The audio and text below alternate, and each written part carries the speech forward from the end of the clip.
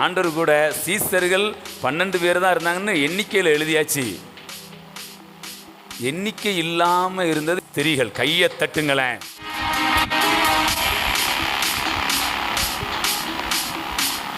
பின்பு இயேசு பட்டணங்கள் தோறும் கிராமங்கள் தோறும் பிரயாணம் பண்ணி தேவனுடைய ராஜ்யத்திற்குரிய நற்செய்தியை கூறி பிரசங்கித்து வந்தார். இப்போ யார்? இயேசு மட்டும் நின்னாரா?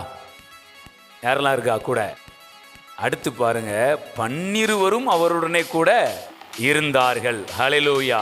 12 அவரோட கூட இருந்தார். இது ஒரு ஜனத்திரள் தானே 12 பேருங்கிறது. அதுக்கப்புறம் பாருங்க, அவர் பொல்லாத ஆவிகளையும் வியாதிகளையும் நீக்கி குணமாக்கின சில ஸ்திரீகளும். இங்க அடுத்த ஒரு ஸ்திரீகள் கூட்டம் என்ன செய்து இருக்கு. அடுத்து இவங்கெல்லாம் யாருன்னா ஆண்டவரால சில சுகத்தை பெற்றுக்கொண்டவங்க. அதுக்கப்புறம் 7 பிசாசுகள் நீங்கின மகதலேனால் எண்ணப்பட்ட மரியாளும், ஏரோதின் காரியக்காரனான கூசாவின் மனைவியாகிய யோவனாலும் சூசனாலும் தங்கள் ஆஸ்திகளால் அவருக்கு ஊழியம் செய்து கொண்டு வந்த மற்ற அநேகம் ஸ்திரீகளும் அவருடனே. ஏப்பா, ஸ்திரீகள் எண்ணிக்கை தான் அதிகமாக இருந்திருக்கும் போல. ஹல்லேலூயா. எவ்வளோ ஸ்திரீகள் கூட இருந்திருக்காங்க.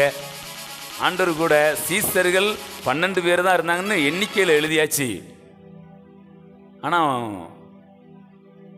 எண்ணிக்கை இல்லாமல் இருந்தது யாராம்? ஸ்திரீகள். கையை தட்டுங்களேன். இது ஒரு பழமொழி இருக்கு பாருங்க, 1000 ஆண்கள் ஒரு இடத்துல என்ன பண்ணிடலாம், இருந்துடலாம். ஆனால் 2 பெண்கள் என்ன செய்ய முடியாது. இதெல்லாம் சபம் முறியடிக்கணுங்க.